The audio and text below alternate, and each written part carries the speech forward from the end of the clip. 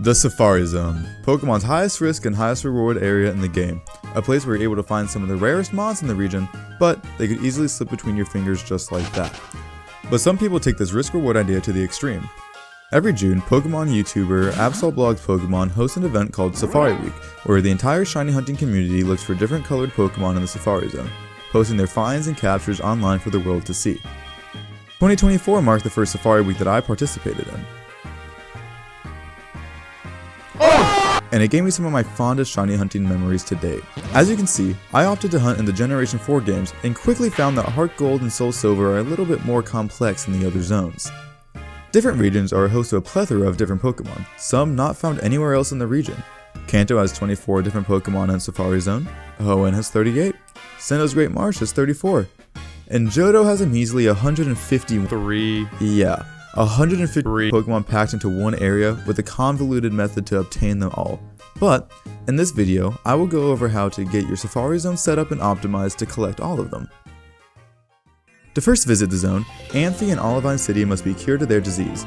Warden Balba will call you to inform you that the Safari Zone has now been opened for business just west of Cianwood.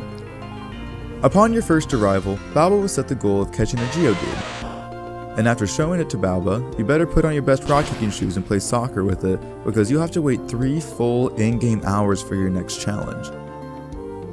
After you've kicked your Geodude around for a while, Balba will call you and you'll unlock access to the area customizer in 6 new areas, bringing the total area count up to 12. Balba will then ask you to go to the desert and catch a Sandshrew.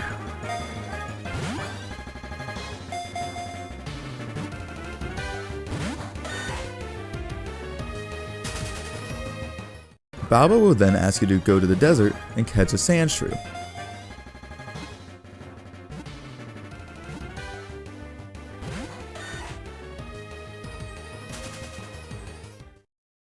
I said, Balba will ask you to go to the desert and catch a Sandshrew.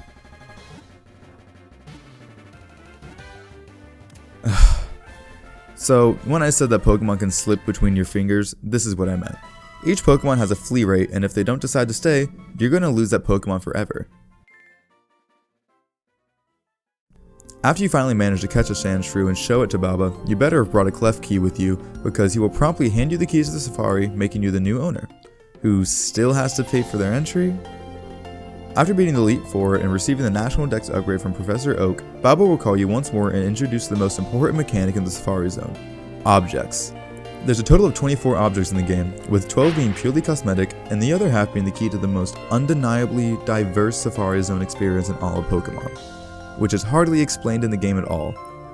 When receiving your first set of objects, yes, that's right, first set, you have to wait 3 hours 3 separate times to get all the sets, meaning that to even begin setting up your Safari Zone is going to take 12 hours of playtime, not counting the time that it takes to become the champion. That is a huge time investment in a side mode for any game, but you'll soon see that 12 hours is barely scratching the surface when it comes to waiting in the Safari Zone.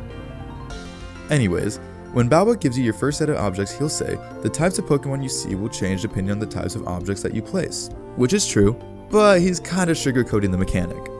At a surface level, there are 5 different categories that objects can fall into: plains, forest, peak, waterside, and other. The other category is the aforementioned cosmetic objects, and so we won't be needing them. But the other 4 categories are what we really need. Each category is a separate counter that when a number is reached, a new Pokemon will start to appear in an area. So let's take a look at the swamp.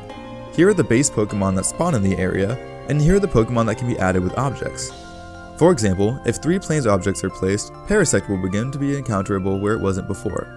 So, Bagon would need 56 peak and 35 forest objects, so better get to placing, but you can't. You can never place a total of 91 objects in an area. It's impossible. The game caps you out at 30. What do? How do you gain access to the lizard? This is where the hidden mechanic comes in to save the day. More waiting. This chart source from Bulbapedia breaks down how objects truly work. The numbers inside the box represent the number of days that have passed since an area has been placed. The numbers on the top are a multiplier for the objects listed on the left, meaning that after 80 days, a waterside block will have accrued a 3 times multiplier and is now worth 3 waterside points instead of just 1. So to get Bagon as quickly as possible, it would require 9 forest objects, 19 peak objects, and a forest multiplier of 4 times, which, if we look over at the chart, is 110 days. Seriously, that is the quickest way to get big on in Heartgold Soulsilver. And the cherry on top of it all is that trying to cheat by using the DS settings to skip time forward will apply a 24-hour pause in the day timer from rising. But, thankfully, there are ways to get around this that I will mention later. Some more important things that you should know about this mechanic is that the area will keep its multiplier if replaced or moved, meaning that you can get rid of an area, bring it back, and it's still going to have the same object multiplier. Also, using the Safari Zone link will allow you to send an exact copy of your zone down to the area levels to any other copy of Heartgold Soulsilver. Now to the meat and potatoes of this video. For every area, there's a combination of objects and time to gain access to every single spawn at once. I'm going to go over every area, how many of each block types are needed, what multiplier is needed, and any Pokemon of interest within that area. If you would like to quickly reference the info for a certain area, there will be time cards in the video and a link to a Google sheet in the description with all the setup information. So, starting off strong with the Peak area. Peak will require a ×6 multiplier with 10 Forest, 6 Waterside, 6 Peak, and 5 Plains objects. Highlight mons of the Peak area are Vigoroth and Lairon. The Desert. The Desert requires a ×7 multiplier, which is as high as the multiplier will go, with 5 Forest, 6 Waterside, 7 Peak, and 7 Plains objects. The highlight mons of the area are Trapinch, Vibrava, and Carnivine. The opposite of the Desert in terms of multiplier is the Plains area at only a ×3, with a use of 5 Forest, 10 Waterside, 5 Peak, and 5 Plains. Some cool hunts for the area are Manectric, Houndoom, and Zangoose. Now to the Meadow, with a respectful ×5 multiplier, 7 Forest, 3 Waterside, 9 Peak, and 7 Plains objects, with the only notable Pokemon in my opinion for the area being Riolu. The Forest holds the Safari Zone's hardest hunt, which is attainable with a ×5 multiplier, 7 Forest objects, 5 Waterside, 13 Peak, and 5 Plains. The Pokemon that this unlocks is Beldum. Beldum has a catch rate of 3, which is the same as legendary Pokemon. With Safari Balls being equal to Great Balls paired with Beldum's 35% chance to flee every turn, I wish you luck if you happen to find one, let alone a shiny one. Another cool mon in the area is Bronzong, only because it ties Bagon with being the highest object requirement with a total of 91. Speaking of Bagon, that little fella can be found in the swamp, which needs a ×5 multiplier, 7 Forest, 7 Waterside, 12 Peak, and 2 Plains objects. Aside from Bagon, the swamp has other pseudo-legendaries available, with Dratini and Dragonair available by fishing. The Marshland needs a 6x multiplier, 9 Forest, 3 Waterside, 9 Peak, and 6 Plains objects. The Marshland is arguably one of the best zones for it spawns Shuckle, the goat Pokemon. Some other, less important, finds are Banette, Muck, and Krogunk. The mountain area requires a ×6 multiplier, 6 Forest, 9 Waterside, 10 Peak, and 2 Plains objects. The mountain contains some Pokemon with beautiful shiny forms, like Lunatone, Dusclops, and the second hardest Safari Zone Pokemon to catch, Metang. Metang is considered the second hardest because, unlike its pre-evolved form's 35% chance to flee, Metang only has a 24% chance. Not much better, but it sure is something.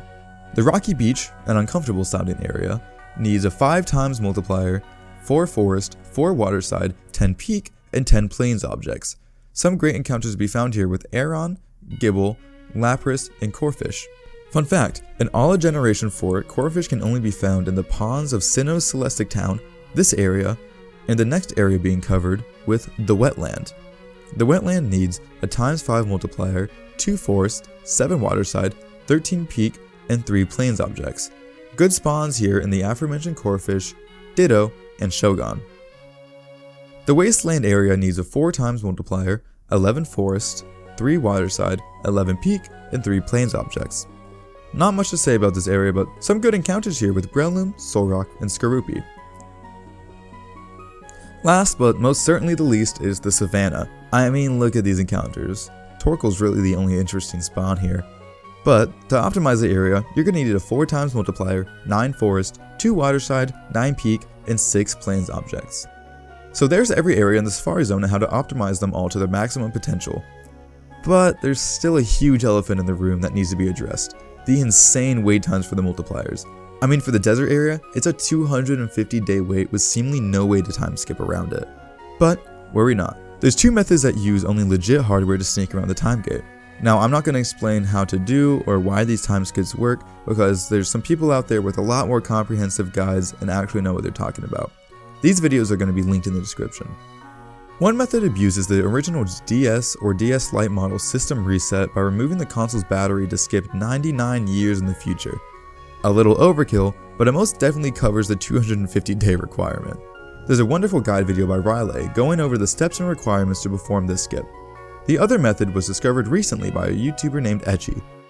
His video is easily comprehensible and goes in depth about how the DS clock works and how Pokemon games are able to tell if you've been trying to cheat it.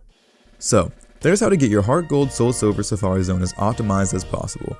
With Safari Week 2025 being right around the corner, I hope you all were able to find my guide useful.